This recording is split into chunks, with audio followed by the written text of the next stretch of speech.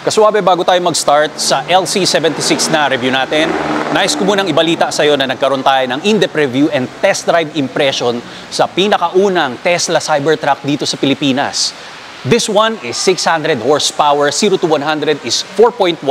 Yung Cyber Beast parating naman, that's around 2.6 ang 0 to 100 niya.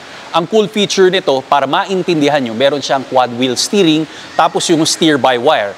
Para mapanood mo naman yan kaswabe, kasi eto, kahit saan planeta, pwede mo ilagay ito eh. I-click mo lang yung pop-out banner natin or ilalagay ko lang dyan sa pin comment below. Anyway, dito sa showroom natin, marami ka pang pwedeng makita. May mga rare SUV and pickup truck tayo.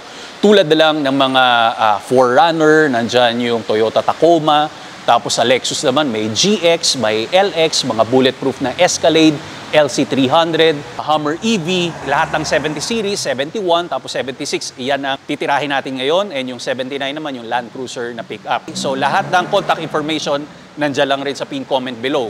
Yung nakaraan kasi, nagkaroon tayo ng LC71 at alam ko, nagustuhan nyo yan. Kaya lang, cute and compact lang ito na off-road SUV. Pero eto, we have a 5-door ngayon, mas family-oriented.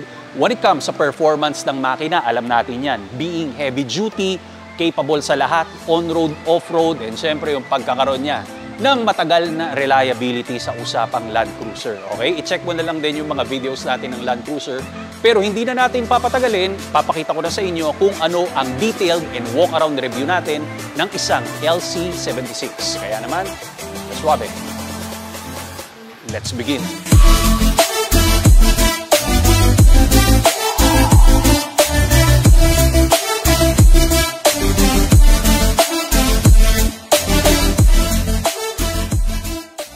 Okay, kaswabe, here we go. So, handheld review muna tayo kasi ang init eh. Para mabilis lang tayo matapos.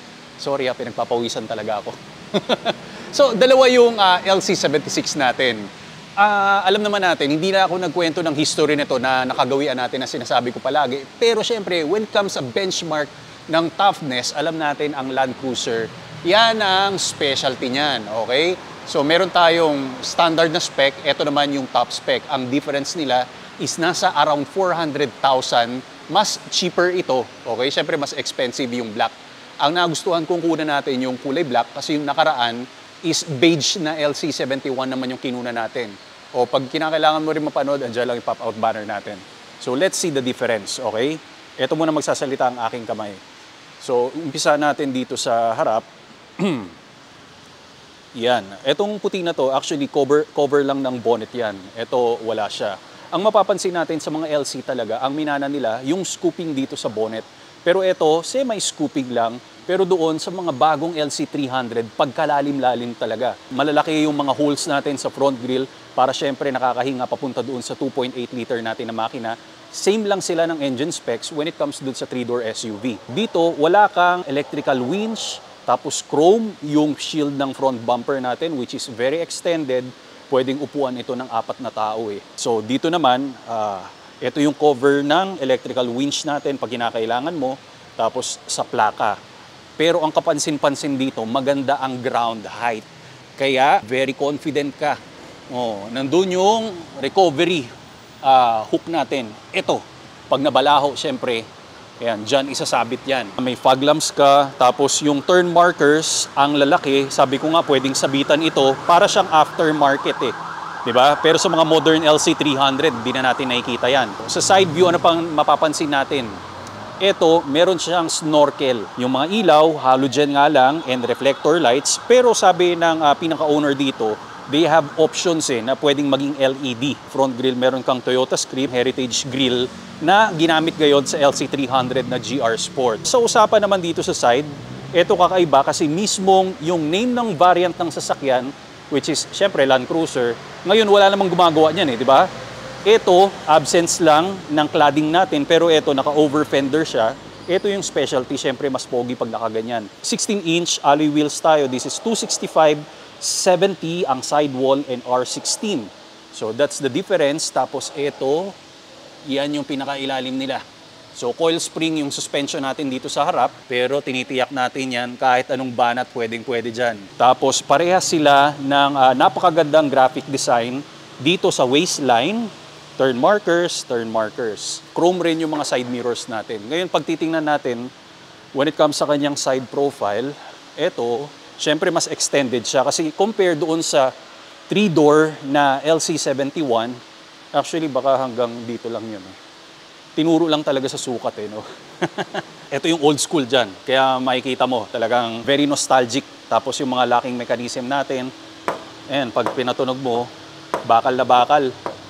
Tibay. Mamaya iti-check natin kung ano yung pinaka-interior niya. Tapos ito naman, yung antena natin. Para magkaroon ka ng signal, kinakailangan iangat mo yan. Yung power bulge paangat dito kasi sobrang square and boxy. May kinalaman na rin yan sa hangin para iaangat niya yung hangin pa-slide doon sa pinaka-roof natin. Sa likod, this is your lower bumper. Toyota 4-wheel drive LX, di ba? So sideways yung banat para mabuksan yung mga tailgate natin, and this is your extra wheel and yung cover niya. Pero mas gusto ko yung wheel cover dito. Yung pagbe-blend ng 70 series, mas nagustuhan ko rito. Siyempre, to pay homage, yung 3-door na off-road SUV. Sana tama ako. Siyempre, Land Cruiser. Kung ako, yon ipagpapalit ko sila. Para sa akin, mas babagay. Ito naman, meron kang tail lights. Sa lower bumper mo, you have tail lights. Tow hook natin.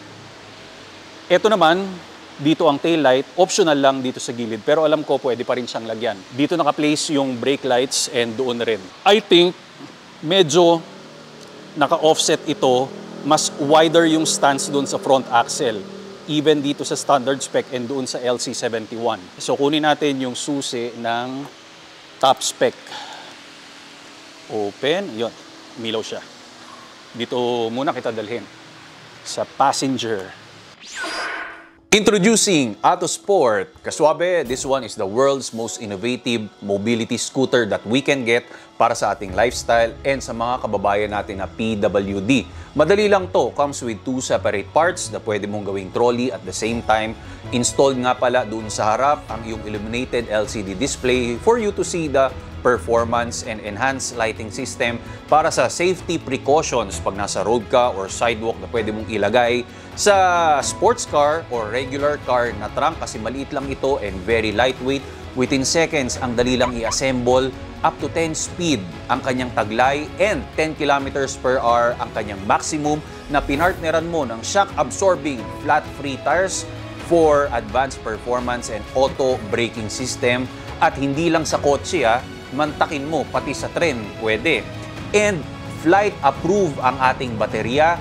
Meron tayong lisensya. So, ibig sabihin, pag nag-travel ka around the world, kayang-kaya mo itong ilagay sa cabin at ibaba mo, ma-assemble mo kagad ito. Ang design nito ay talagang super passionate sila para ipakita sa inyo ang performance. So, ganun lang yon.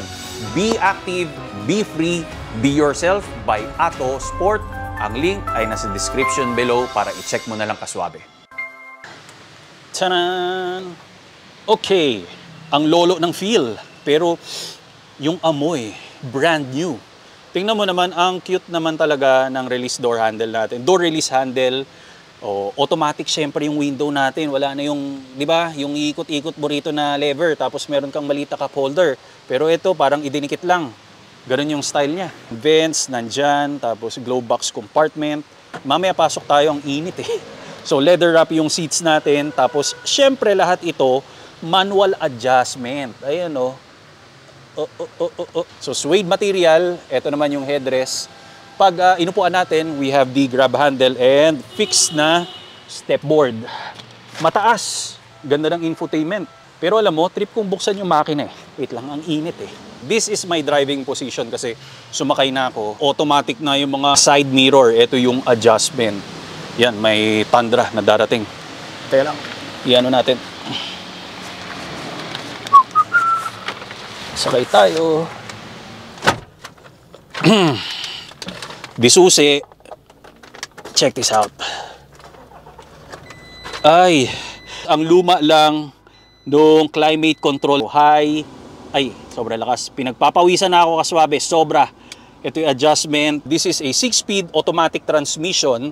Ang gear lever halos kaitsura na ng LC300 na modern ngayon. Meron kang lalagyanan ng phone, mechanical handbrake, yung cup holders nandito sa gitna, and even dito sa gilid ng ating gear selector. Iba-iba yung kulay niya, syempre pag nag-reverse ka, neutral is green, drive is blue, so pareha sila ng park. This one, equipped ng chiller. Doon naman sa standard, wala sang chiller. So mas maganda kasi mas mataas ngayon yung nagiging silbi ng armrest natin. Pag binuksan mo, kulay puti, super useful nito. Kasi kahit storage, pwede mo siyang gawin. Kahit papaano, marami naman pwedeng magkasya dito. 4x4 na shifter, USB type C na socket and power outlet. Ito, halos upgraded yung infotainment kasi doon sa standard spec, pag pinunta natin, mache-check nyo na hindi ganito ang infotainment. Apple CarPlay and Android Auto compatibility na siya. Pero hindi lang ganun karami yung magagawa ng infotainment system natin kasi syempre don't expect masyado kasi nandun pa rin yung taste from the past niya being a 70 series. Pero yung manibela natin basta maganda. Hindi ko lang alam, hindi naman ganito yung sa LC300 ngayon pero somewhere kinuha ito syempre ng Toyota. LCD gauge na mga analog. So, simple and basic, very understandable. Ang nakakapagtaka dito, you don't have vanity mirror with vanity lights because ayan ang rear mirror natin. Diyos ko, pawis ako. Sobrang init talaga kaswabe. This is your back seat. So, ibang settings, downhill assist, second start. Hindi ko pa alam yan. Siguro pag owner ako, mas maintindihan ko yan. Sorry. Marami lang siyang mga dead switch na nandito. This is the passenger seat natin. Para kila kuya at ate. May grab handle ka na ganun. Uy, pauso ha. Tapos meron pa rito. Pagsasakay kasi mataas talaga sa ground. Ito naman, meron kang seat pocket na net type. Wala lang cup holder dito. So ito yung isa-sacrifice mo para sa nameplate ng ating LC76. So this is your driver cockpit. And yung mga headrest natin na cute, rectangular shape sila. Center platform niya, wala naman nakaumbok kahit papano. Pero dito, you don't have any USB or what. Climate control is nandun. Wala akong makita na vents. Meron kang reading lights, LED, and even dito, para sa cargo space natin. Buksan natin sa tailgate. Malaki-laki naman. Ito yung latch, i-pull mo lang. I think kasya ang 6 na Rico Suave dito.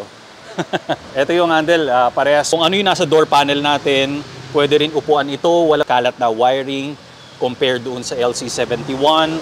Speaker, ito naman is yung mga tools natin, may jack dito. Pero pag hinimas mo yung pinaka-carpet nito, bumabalik ka talaga sa makalumang era.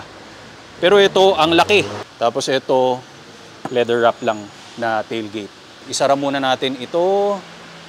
Pakita ko naman sa inyo dun sa standard spec which is cheaper siya ng 400k. So same rin siya, may key fob ka. Pero wala siyang push start button here. Magkaiba lang sila ng door panel. Oh, kakaiba no. Ito dark tan, ito parang mapusyaw na tan. Sorry yung camera, hindi ko nagigitna pala kagad ko swabe. So check it out. The big difference, doon, yung door release handle natin, plastic na silver, mas cheaper yung mga switches for windows. Manibela, same pa rin siya, even the gauge cluster, but the big difference is the infotainment system. Wala kang chiller, kaya ang baba. Pag nagmaneho tayo dito, hindi aabot yung braso mo. A difference pa dito sa lower spec, yung leather seats natin, perforated ito, pero wala siyang suede material. Kumbaga lahat leather. Pero for me, mas maganda kahit paano may suede. Kumbaga presko kasi pag hindi natin masabi, kunyari nainitan, na park ito talaga i-absorb yung pinaka-temperature niya. 4x4, magkaiba rin sila ng cambio. Doon mas maganda. Ito parang naging jeepney type ng konti. Spaces, wala ka lang cup holder doon. Even dito sa door panel, wala. So both of these are powered by a 2.8 liter. Siyempre, 4-cylinder ito, turbo diesel engine. Gives 201 horsepower, 500 Nm of torque. And also, ayun nga, gusto nila ipag-test drive impression ako dito. Pero sabi ko, maybe next time. Kasi medyo napagod rin ako magbiyahe. Tsaka hapon na eh. Basta pag kinakailangan mo, nandyan lang lahat ng contact information sa baba. So guys, follow me on my social media platforms sa TikTok, Instagram. Doon tayo naglalagay ng mga highlights sa atin. I hope you like it. God bless. More power and more performance.